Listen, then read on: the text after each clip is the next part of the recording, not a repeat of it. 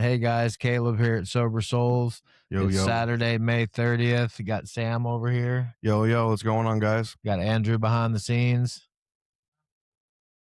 Hope y'all are doing well today. We're coming at you live from Seattle, Washington. It's about 10:30 in the morning on a beautiful day here in the Pacific Northwest. We've got blue skies, the sun's shining, dogs are barking, birds are chirping. It's a beautiful day. Hope y'all are doing well. Hope you're sober today. Yeah, Um, cats are meowing, Andrew's burping and farting. it's just it's just a regular day for us here at Sober Souls. We're glad all y'all can join us. And what we thought we'd talk about a little bit today is God, higher power, spirituality, uh, things along those lines. Growing up, I grew up in Texas, and my dad was a Baptist minister, and so whether it's right or wrong, I went to lots of church services growing up, went to Sunday school, went to vacation Bible school. My child does the same thing.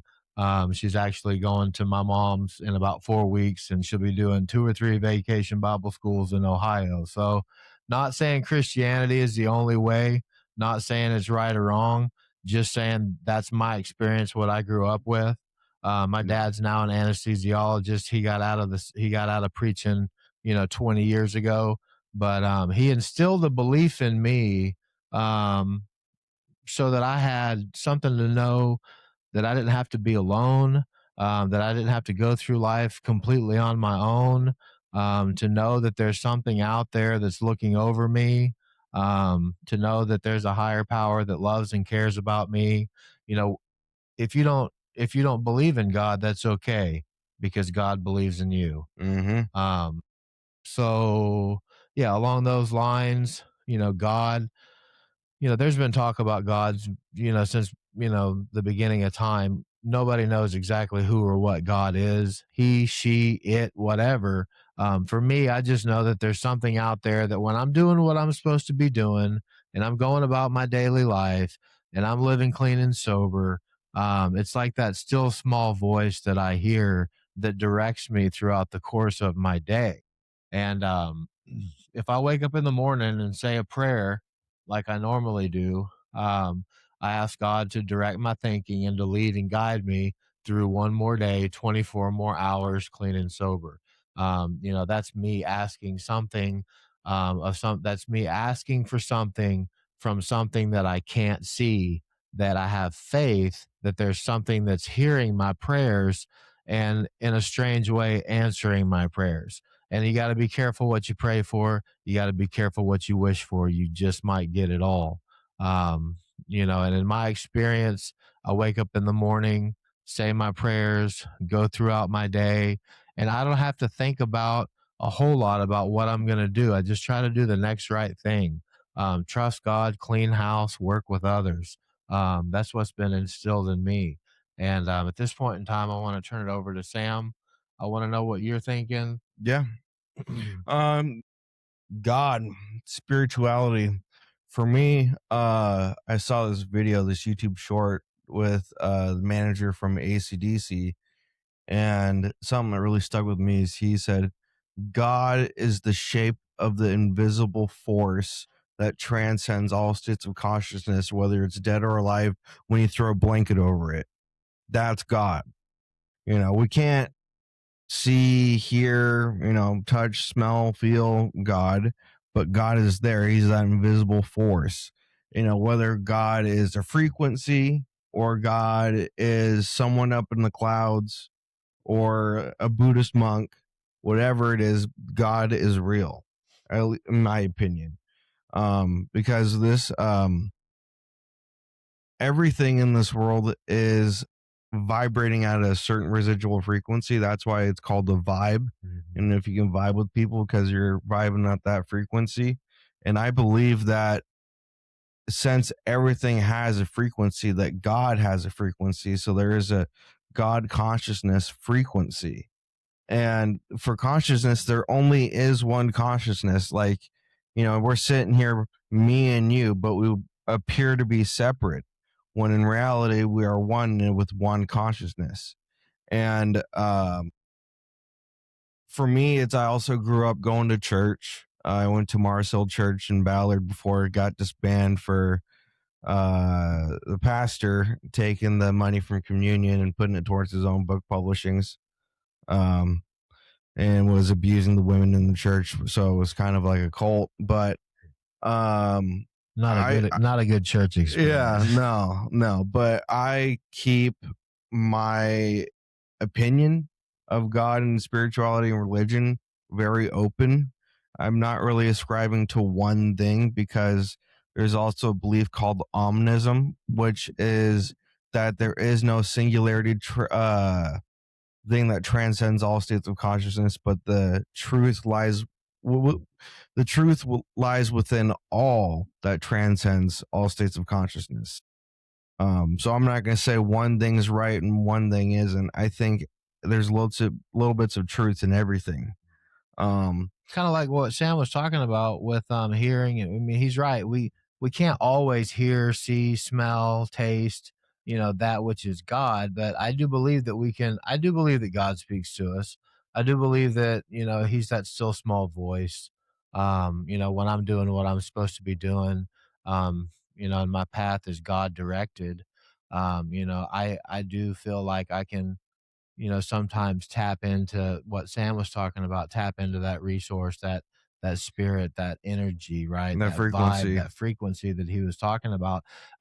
One place that it happens for me is whenever I'm fishing, right? Especially salmon fishing. Here in the Northwest, we've got an island called Whidbey Island, and every summer I go up there with my friends and we catch salmon off the beach. And I get out in that water in my chest waders, and I get out there about waist deep, and I'm out there with nature and there's other guys fishing. And, I like it when there's not that many other guys fishing, but, it's not my Mm, beach. I don't own it, although I wish I yeah, did. I own it. Yeah, Sam owns it. Yeah. But anyways, when I'm up there and I'm out there and I'm out in nature and I'm seeing killer whales go by, I'm watching bald eagles, I'm catching salmon. When I'm out there in those waters, I feel close to my grandfathers that were also fishermen that taught me to fish, feel close to my great grandfathers who did the same damn thing. And, and I feel close to my higher power when I'm out there in nature. I'm not worried about the rent. I'm not worried about groceries. I'm not worried about how expensive gas has gotten to be. I'm not worried about bills, right? Um, I'm not thinking about any of that stuff. You see, God doesn't want me worrying about anything. If I've got faith, God's going to take care of me. Hmm. He's never going to give me more than I can handle, which at some points in time, it does seem like, fuck, how am I going to handle this? Pardon my Yeah. French, but, when the shit hits the fan, right? Yeah. What are you going to do? Right. And what I do, Mhm. what I do is try to get out of my own head, and Yeah. that's what I'm talking about, right? I don't have any business up here by myself. My mind is a dangerous place. I've got a disease that tells me that I don't have a disease, right? The problem that I have is not with God, it's with Caleb. Yeah. I'm the fucking problem, okay? Not God. I'm the problem. And so if I can focus on myself and work on myself just a little bit every day to improve just a little bit every day, we're talking progress, not perfection, right? I'm getting a little bit better every single day. And when I'm trusting God, cleaning house, working with other people, doing God's will, I'm not so wrapped up in Caleb. Um, Yeah. This for me, while we're talking on like the still small voice, be, your own mentality being in your head. For me, this brings up fifth dimensional thinking. Okay, so we're gonna do a little experiment, guys. So I want both of you plus everyone out there to say rock star in your head. All right, on the count of three. One, two, three. Now we all heard that, right? We all heard that voice. Now this brings the question of who is that voice? Is that the what we were saying is still small man? Is that God or is that us? And this brings up fifth dimensional thinking because we are in a three-dimensional reality right now, and we got height, length, and width. What's the fourth dimension? time. What's the fifth? In and out. Now we're talking about the inner man. And this is what Jesus was trying to tell everyone. He's trying to say, look, I am not here. Do what you want with me, the flesh and the bone. I am the spirit. I am the inner man that commands my reality.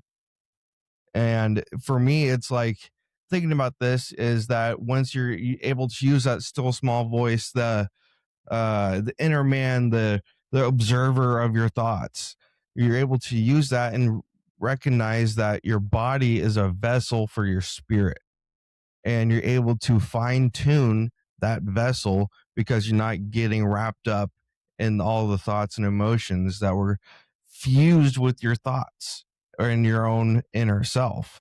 So for me, it's like it's a good technique called cognitive diffusion, where it's you have to actually diffuse yourself from you and your thought, and being that inner man is how you can manifest the reality you want.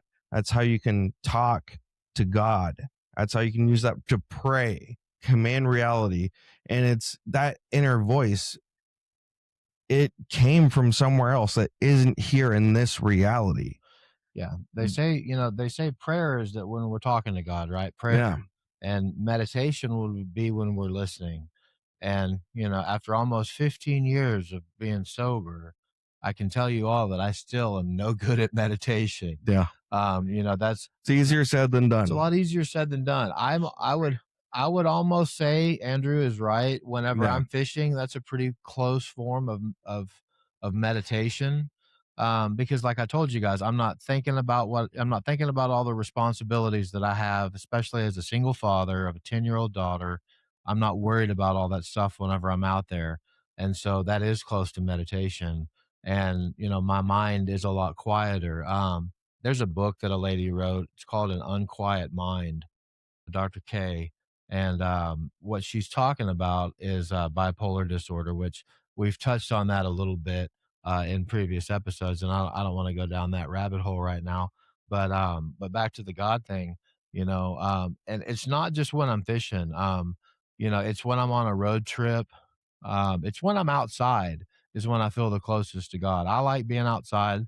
When I was drinking and drugging, it didn't matter what the weather was. I was stuck inside, sucking on a pipe, drinking something out of a bottle, and it didn't matter if it was the most beautiful day ever. I was going to be isolating. I was going to be beating myself up, stuck inside somewhere drinking and drugging. Yeah. That's not what, and I don't know a lot about God, but I do feel pretty strongly That's not what he had that that's intended. not what he wants us Yeah. doing. God gave us this gift, which is communication, And right? and self-will. And self well, but going back to the communication aspect of it, like language is a very occult thing because some people call this witchcraft, but I call it a gift from God, where it's you are able to use your words to create the reality that you want. If you are able to use the right ones and not negatively self-talk you or others, you can manifest that positivity.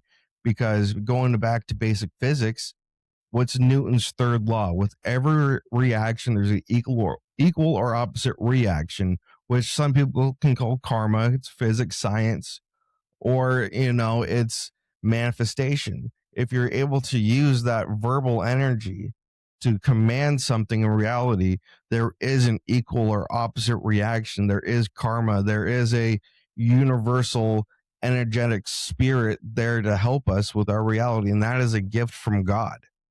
Yeah, and, speaking along those lines, God gives us all different gifts, right? Some people have the gift of gab. Some people, are very passionate about art.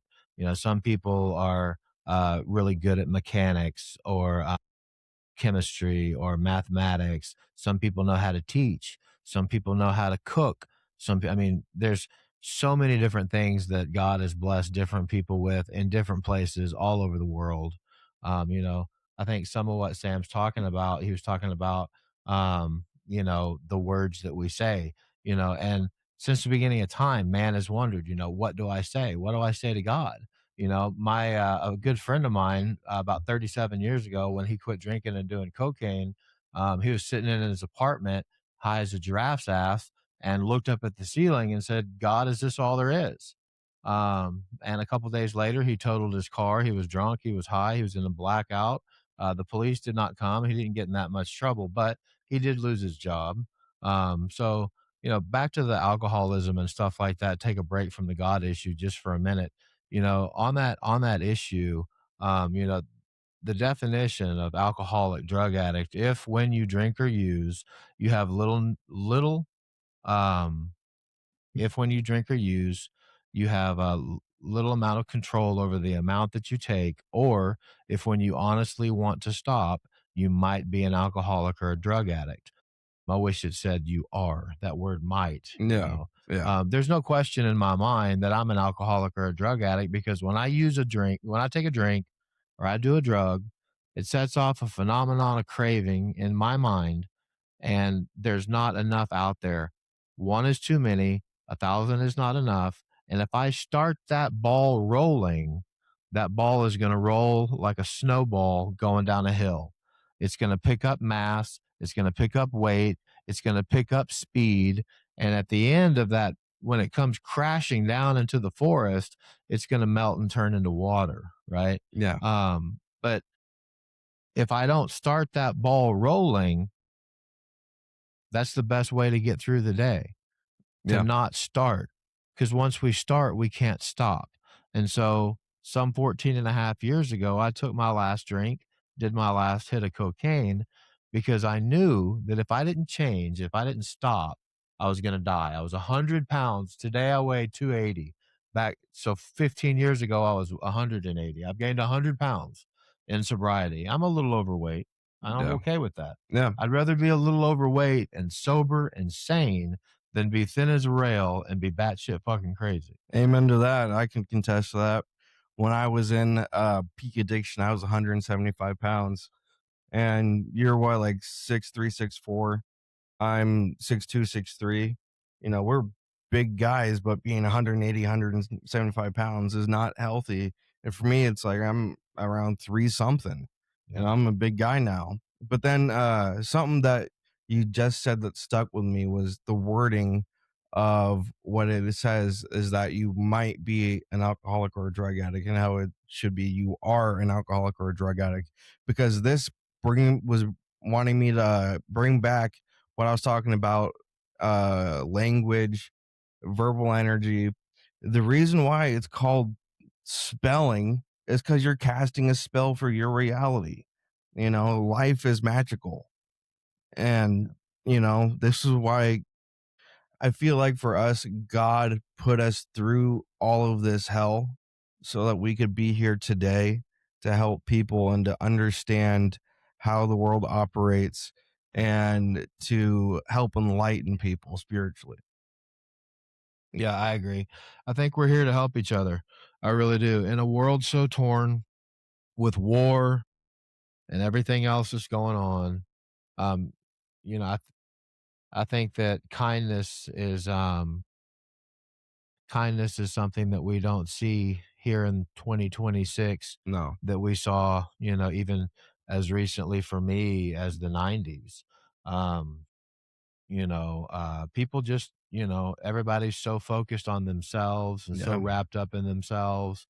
So many people are isolating and doing drugs and drinking and things like that. And if you can do it recreationally, that's fine. But if when like for me, I know that I'm powerless over drugs and alcohol. There's other things that I don't want to talk about right now that I'm powerless over, but I'm definitely powerless over drugs and alcohol. Yeah. And when I use them, my life becomes unmanageable. And if my life is unmanageable by me, then what the fuck am I doing? Yeah. If I'm not taking my medicine as prescribed, then I'm Yeah. going to have a really, really bad day. Yep. If Same. I'm not doing what I'm supposed to be doing. Back to what Sam was talking about, that language. When we don't know what to say, the wise man would look to a book, not Google, right? Google can answer a lot of questions, but like Sam was talking about, the world is a magical place, and I believe that there's a lot of magic and there's a lot of good in books. And so while a lot of people like to read on their phone or on a tablet, I'm old school. I read books. I like to have a book in my hand. It's very relaxing. It's something else. It gets Caleb out of Caleb, and I can learn something. And what I can tell you is the more that I learn, the more knowledge that I gain, the more that I realize is that there's so much out there that I'm never going to understand. So it's almost like unlearning in a way. Yeah.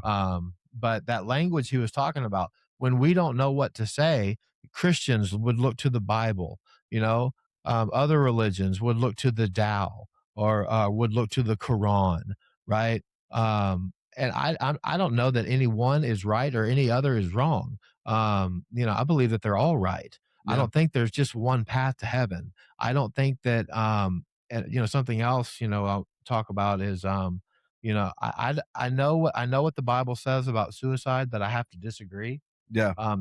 Something I'll touch on for me, it's been something that I've had to live with, suicidal thoughts and tendencies.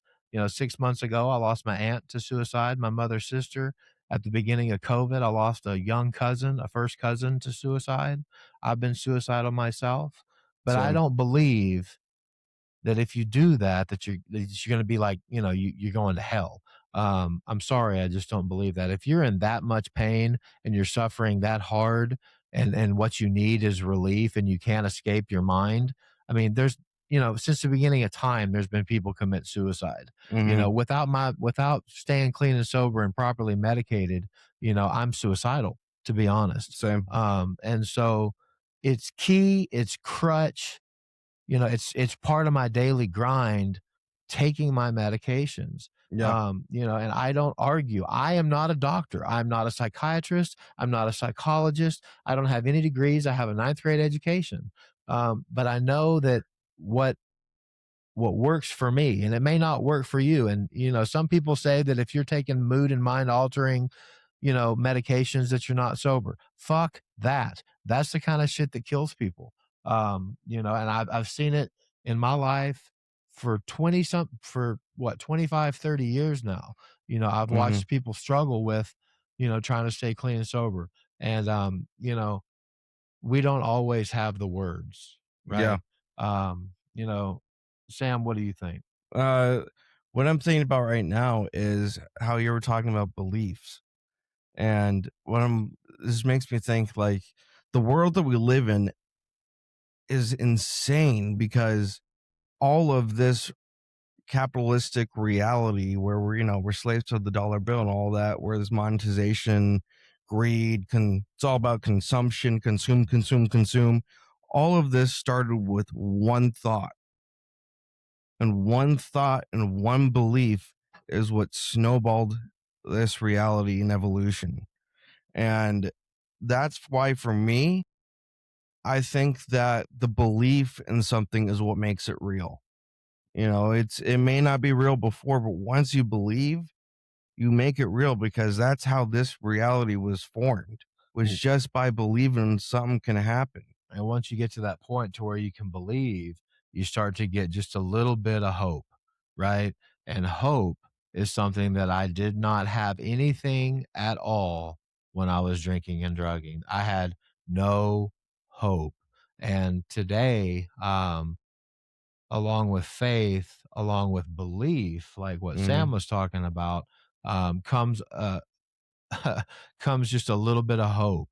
It's that first light when you're waking up in the morning and it's not quite daylight, and you're in your cabin in the woods and you got your view of the mountains and the sun's starting to come up. It's that first ray of light. Right. It takes what, 7 6 7 minutes for Mhm. light to come from the sun to hit the earth, something Mhm. like Like that. 5 seconds. 5, yeah. So it's that first little bit of light that comes in and becomes a reality, and you realize that you have courage to face another Mhm. day, and you get that courage from your faith, and you hope that you can do God's will for the day and not your own. Back to the self will. God gives us self will, and I can take my will back at any point in time. I can turn it over to God, and I can take it right back, and I can do that, and that's a vicious cycle. Mhm.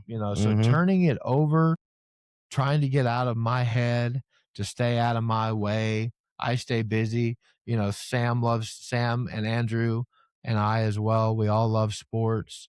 Mhm. That's an outlet that we use. It's something that we do that's fun. We go to lots of Mariners games. We go to Seahawks games, we go to Huskies games, I haven't been to Kraken yet. It's a little expensive, Yeah. I want to try. And the Sonics are coming back in 2028. That's going to be great. Seattle's just not that bad of a place to live. I got to tell you, it's absolutely beautiful here, and we're going to have all of the major sports back here in just the next couple of years. Gives us a lot of stuff to do, and that was the whole point of Sober Souls was to let you guys know what we're doing, and how much fun we're having in sobriety. And like I said, our disease wants us to be isolating and not fellowshipping, right? And Andrew and Sam and I fellowship almost on a daily basis. We thrive off of each other, right? Yep. We're here together doing this thing. We're not doing it. Together We're not. forever and We're not doing never it to part. individually, right? And that brings up another thing. Music. I could talk about this for hours and hours and hours, but music has been a great positive thing in my life, especially since I've gotten clean and sober, and going to concerts and things like we do. And you know, when you when you're listening to songs, that bring back memories and things, it's music is something for me that's very, very important. Yeah. And I listen to all different kinds of music. I really do. There's a little bit of everything for me that I like. I'm sorry, I'm not a Swiftie, but my daughter is, and Yeah. she's almost 11, so I can tell you, I uh, unwillingly listened to a lot of Taylor Swift and a lot of Cat's Eye and Sabrina Carpenter, and a lot of this other stuff that I completely don't understand. Yeah.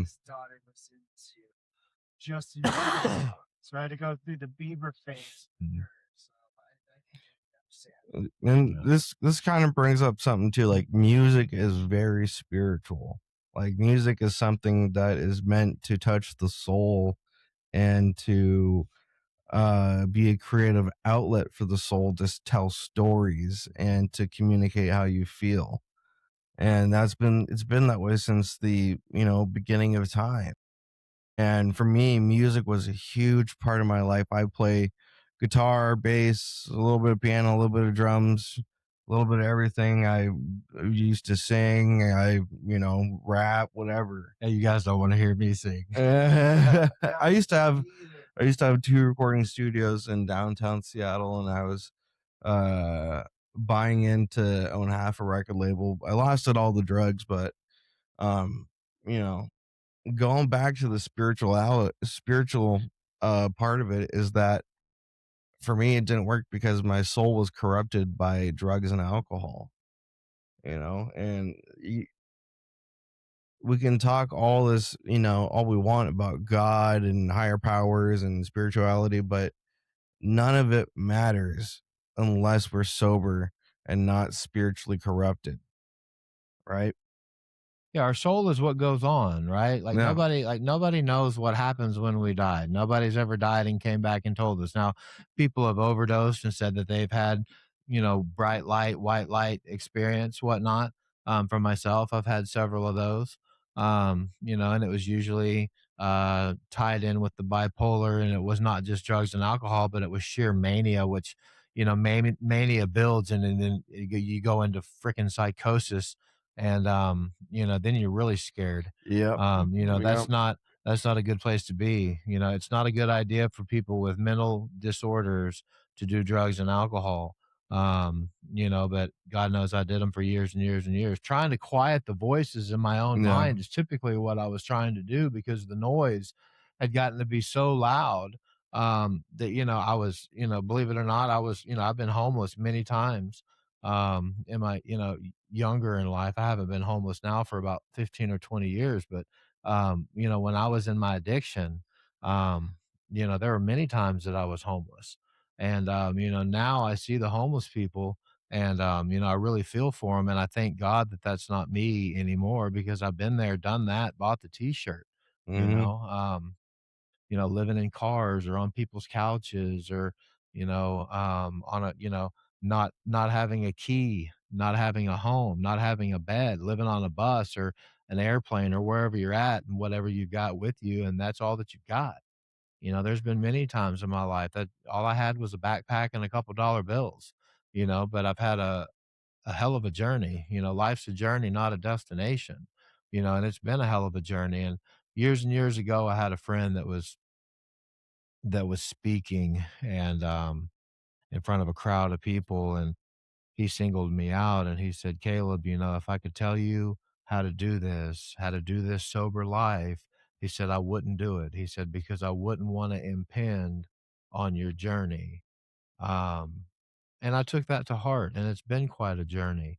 I need to be writing more about my experiences than I have. I need to sit down and do some journaling. That kind of stuff is therapeutic for me. I like to sketch, and so I have a book that I use, and it's how to sketch animals. And I've gotten going into that. That's something else that in sobriety, I have more hobbies, right? You like to play video games. I Mhm. like to read. Andrew likes to watch and play sports, and that's fine. We all have our own little things. But if you're drinking and drugging, you're not going to have time to support a hobby like fishing. If you're Mhm. drinking and drugging, you're not going to have time to read. You're not going to have time to spend with your family, your friends. The drugs will take over Mhm. completely, and run your entire fucking life, to where you're always chasing the dragon, right? And what we're all about here at Sober Souls is being in the moment, being in the now, right here, the present. That's why it's called the present. It's a gift from God Mhm. to not be in yesterday, to not be in tomorrow, to be right here, right now at 11 o'clock on the dot Yeah. on Saturday, May 30th. Yesterday was history, tomorrow's a mystery. Yeah. But if we do today what we did yesterday, we have a brighter outlook for tomorrow. Mhm. Mhm. All right. Well, I think that's about it for today, Yeah. guys. Wait a minute. Andrew's got breaking news. To the Vikings is now to be the general manager, but the Seahawks will get two third-round comp picks for Wow. Nice. it. Yeah. Just happened while we're in the middle of this. All right, you guys. All right, So guys. we'll see you guys later. Thank you for tuning Yep. in. Sober Sober souls. souls.